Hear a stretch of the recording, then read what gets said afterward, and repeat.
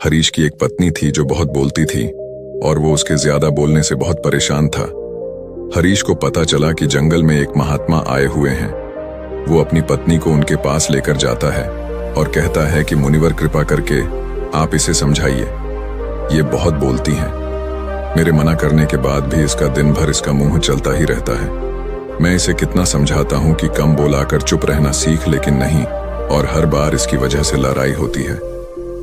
महात्मा मुस्कुराए और बोले, मैं तुम्हें इस बात को एक कहानी की मदद से समझाता हूं। मेरा गुरु का एक शिष्य था जो बहुत बोलता था। वह हर समय इधर उधर की बातें करता था और कभी शांत नहीं रहता था।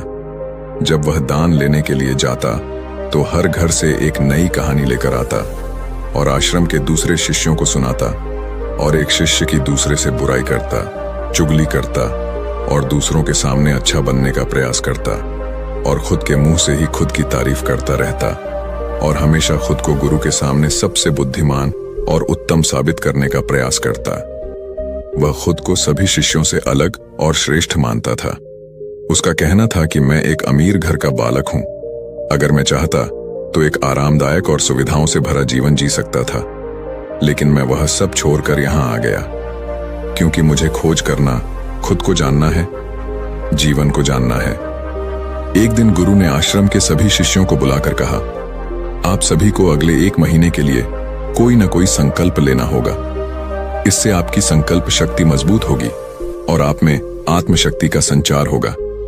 आप सभी अपने सामर्थ्य के अनुसार कोई भी संकल्प ले सकते हैं, और यदि 1 महीने से पूर्व आप में से जिस का भी संकल्प टूट जाएगा तो वह अपनी पुरानी दिनचर्या में वापस आ सकता है। सभी शिष्यों ने अपनी शक्ति के अनुसार संकल्प लिए और गुरु को अपने अपने संकल्प के बारे में बताकर वहां से चले गए। लेकिन वह शिष्य जो खुद को सबसे अलग दिखाना चाहता था, वह सीधे गुरु की कुटिया में पहुंच गया और बोला, मैं कोई छोटा मोटा संकल्प नहीं लेना चाहता, बल्कि खुद की ही जैसे एक और महान संकल्प लेना चाहता हूं। कृपया आप ही बताइए, मुझे क्या संकल्प लेना चाहिए। उसकी यह बात सुनकर गुरु मुस्कुराए और बोले, क्या तुम मेरे द्वारा दिए गए संकल्प को पूरा कर पाओगे? क्या तुम्हारे लिए उसे पूरा करना संभव होगा? शायद नहीं, वो तुम्हारे लिए संभव नहीं। तुम उसे पूरा नहीं कर पाओगे, इसीलिए तुम खुद ही कोई संकल्प ढूंढो। शिष्य ने कहा, नहीं गुरुदेव, आप जो भी संकल्प मुझे देंगे मैं जरूर उसे पूरा करूंगा। गुरु ने कहा, ठीक है, तो तुम अगले 1 महीने तक चुप रहो, मुंह से एक शब्द भी नहीं निकालोगे। यही है तुम्हारा संकल्प। शिष्य ने कहा, गुरुदेव, यह भी कोई संकल्प है? यह तो बहुत ही आसान है। आप कोई बड़ा संकल्प दीजिए जो मेरी योग्यता के बराबर हो। गुरु ने कहा, पहले तो तुम इस संकल्प को तो पूरा करके दिखाओ। शिष्य ने गुरु की बात मान ली और वह उसी समय चुप हो गया और पलटकर कुटिया से बाहर चला गया। उसे चुप रहना बहुत आसान लग रहा था। उसने एक दिन तो जैसे तैसे चुप रहकर काट लिया, लेकिन दूसरे दिन से उसके मन में न बोलने का बोझ बढ़ने लगा, और तीसरे दिन उसे भारीपन महसूस होने लगा, और चौथे दिन उसके अंदर एक अजीब सी बेचैनी होने लगी, क्योंकि आसपास आश्रम के सभी शिष्य एक दूसरे से बातें कर रहे थे। वह भी अपना पक्ष उनके सामने रखना चाहता था, उनकी बोलती बंद कर देना चाहता था, लेकिन उसका संकल्प उसके आगे आ रहा था। इसीलिए वह पूरे दिन सिर्फ और सिर्फ आंखें बनाता। इसी तरीके से कुछ दिन और बीते और वह शिष्य बीमार पड़ गया। उसका सिर फटा जा रहा था। उसका खाने पीने तक का मन नहीं था। वह सिर्फ बोलना चाहता था। वह गुरु के पास गया और उनके सामने बैठकर लिखकर उन्हें बताया, गुरुदेव, मैं बोलना चाहता हूं। बिना बोले मुझे सांस नहीं आ रही है। मेरा दम घुटता जा रहा है। मैं अंदर ही अंदर पागल हुआ जा रहा हूं। मैं क्या करूं? संकल्प तोड़ दूं क्या? यह पढ़कर गुरु मुस्कुराए और बोले, संकल्प तोड़ने के लिए नहीं होते, लेकिन जो अपने संकल्प को पूरा कर लेता है वह अपनी आंतरिक शक्ति को बढ़ाता है, और जो अपनी आंतरिक शक्ति को बढ़ा लेता है वो समाज और जागृति की राह पर आगे बढ़ जाता है। संकल्प का लेना भी तुम्हारे ही हाथ में था और इसे तोड़ना भी तुम्हारे ही हाथ में है। तुम्हारे बहुत से भाई अपने संकल्प को तोड़कर अपनी पुरानी दिनचर्या पर वापस आ चुके हैं। अगर तुमसे नहीं हो पा रहा तो तुम भी संकल्प तोड़कर अपनी पुरानी दिनचर्या पर वापस जा सकते हो। लेकिन याद रहे, अगर आज तुम इस छोटे से संकल्प को नहीं संभाल पा रहे तो तुम अपनी बाकी की पूरी जिंदगी को कैसे संभाल सकोगे? बाकी फैसला पूरी तरह से तुम्हारे हाथों में है। गुरु की यह बात उस शिष्य के दिल में चोट कर गई। वो बिना कुछ बोले वहां से वापस चला गया और खुद को अपनी कुटिया में बंद कर वो केवल अपने जरूरी कामों के लिए ही कुटिया से बाहर निकलता, बाकी सारे समय कुटिया के अंदर ही बैठा रहा। 15 दिन बीत चुके थे और आश्रम के लगभग सभी शिष्यों का संकल्प अब तक टूट चुका था, लेकिन उसका संकल्प अभी भी जारी था। संकल्प लेने के बाद से अब तक उसने एक शब्द भी नहीं बोला। सारा आश्रम हैरान था कि इतना बोलने वाला इंसान चुप कैसे हो गया। 15 दिन बीतने के बाद वह दोबारा अपने गुरु के पास गया और लिखकर बताया, हे गुरुदेव, मैं बाहर से तो चुप हूं, लेकिन मेरे भीतर बहुत सी आवाजें हैं, बहुत सी चीख पुकार और शिकायतें हैं। मैं अंदर ही अंदर बात करता रहता हूं। मेरा मन तरह तरह के प्रश्न पूछता है। मैं बाहर से जितना मौन हूं, भीतर से उतने ही शोर शराबे से भरा हुआ हूं। क्या इस तरह से मेरा संकल्प अभी भी जारी है?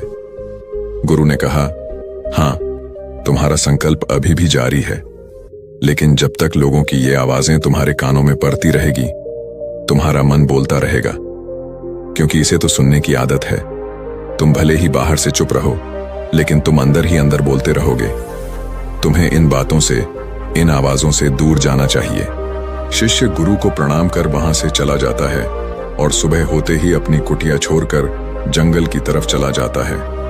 कई दिन बीत जाते हैं, संकल्प का समय भी पूरा हो जाता है, लेकिन शिष्य लौटकर नहीं आया।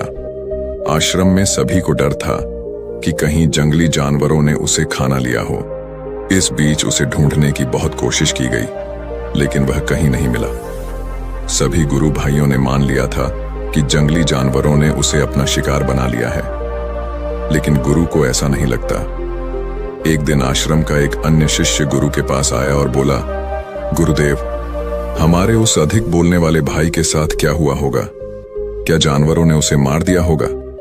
गुरु ने कहा, हो सकता है कि जानवरों ने उसे अपना शिकार बना लिया हो, लेकिन उसके न लौटने की एक दूसरी वजह भी हो सकती है। शायद उसे वह मिल गया है जिसके लिए वह गया था। फिर शिष्य ने पूछा, गुरुदेव, क्या ज्यादा बोलना इतना हानिकारक होता है? गुरु ने कहा, इंसान के जीवन के बहुत सारे दुखों में से एक दुख यह भी है कि वह कभी चुप नहीं रह सकता। हमेशा कुछ न कुछ बोलता ही रहता है। सिर्फ हमारे बोलने के कारण हमारे आधे से ज्यादा दुख पैदा होते हैं। हम में से कोई भी चुप नहीं रहना चाहता। हम बस सामने वाले को सुना देना चाहते हैं। जो भी हमारे मन में है, सब निकाल कर उसके मन में बैठा देना चाहते हैं। उसे समझा देना चाहते हैं कि देख, तू गलत है और मैं सही। इस तरीके से सुनने और सुनाने का ये काम जिंदगी भर चलता रहता है, लेकिन इस नासमझी में हम अपना समय, अपना जीवन, अपनी समझ और सबसे महत्वपूर्ण व कीमती पल जो जिए जा सकते हैं, जिनको अनुभव किया जा सकता है, जिनमें आनंद को प्राप्त किया जा सकता है, ये सब खो देते हैं। लेकिन इसके बदले हमें मिलता क्या है? कुछ नहीं, सब व्यर्थ और बर्बाद हो जाता है। शिष्य ने पूछा, तो फिर इसका समाधान क्या है?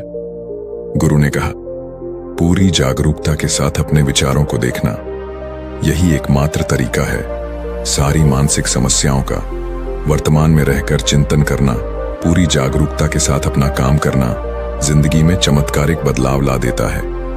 उसके बाद वह शिष्य गुरु से अपने प्रश्नों का उत्तर पाकर उनको प्रणाम करके वहां से चला गया। उस शिष्य को आश्रम छोड़कर गए। 3 महीने का समय बीत चुका था, लेकिन उसकी कोई खबर नहीं। अब तक तो सभी गुरु भाइयों ने भी उसके वापस लौटने की उम्मीद छोड़ ही दी थी।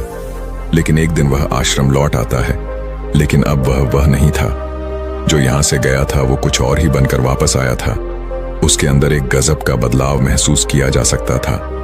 उसके चेहरे पर एक गजब का ठहराव और आंखों में बड़ी शांति थी।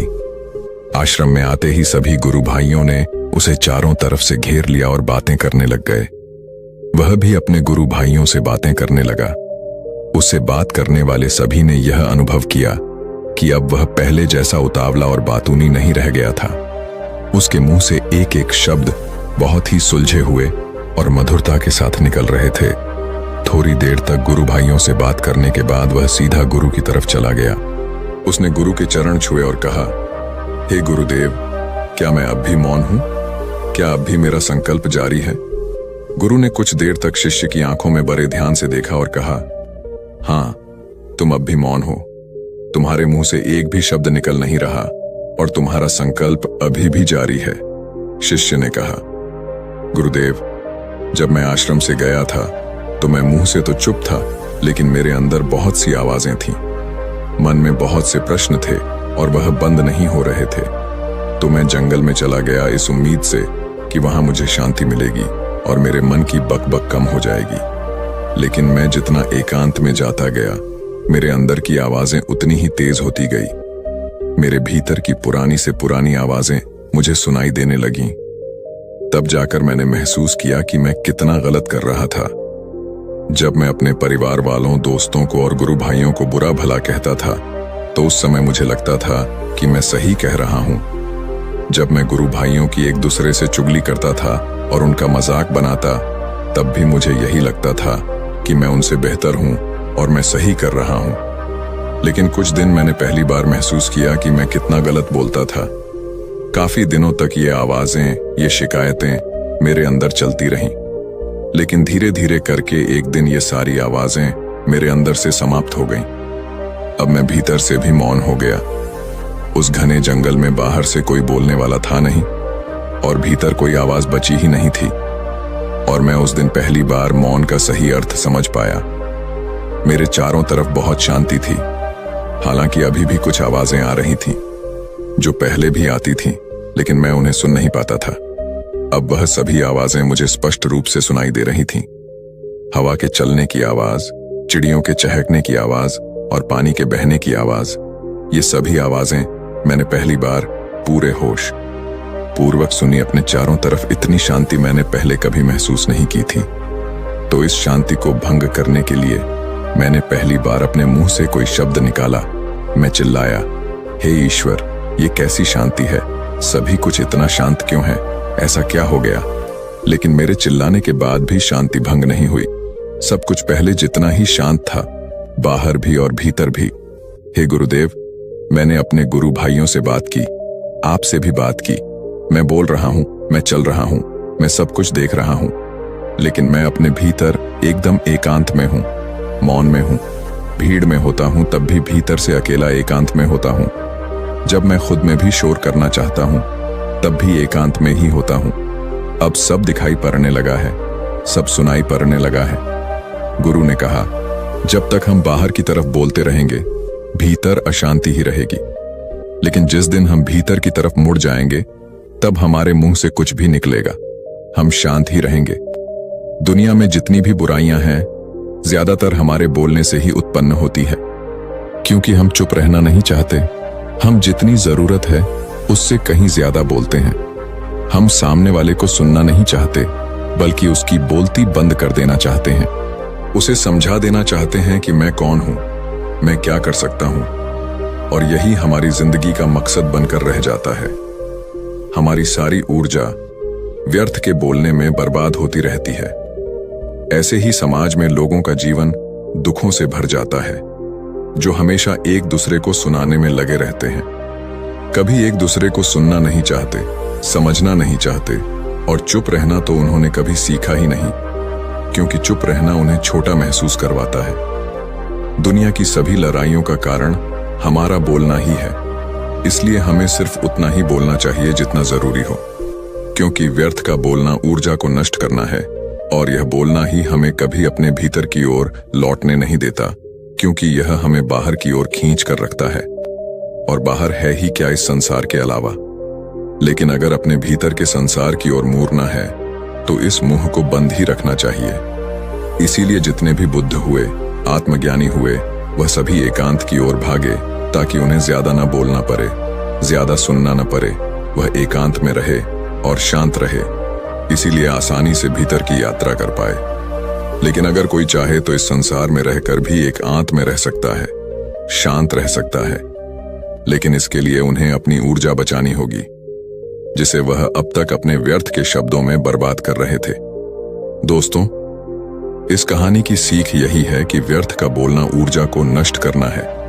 ज्यादा और व्यर्थ बोलना ही हमें अपने भीतर की ओर लौटने नहीं देता, क्योंकि यह हमें बाहर की ओर झुकाए रखता है। और जिन्हें भीतर की यात्रा करनी है उन्हें अपने मुंह को बंद ही रखना चाहिए। तो दोस्तों, उम्मीद है इस वीडियो से आपको काफी कुछ सीखने को मिला होगा, और अगर कुछ सीखने को मिला हो तो हमारे इस वीडियो को लाइक, शेयर और बुधा स्टोरियन चैनल को सब्सक्राइब जरूर कर लीजिएगा, और साथ ही कमेंट में नमो बुद्धाय जरूर लिखिएगा। धन्यवाद।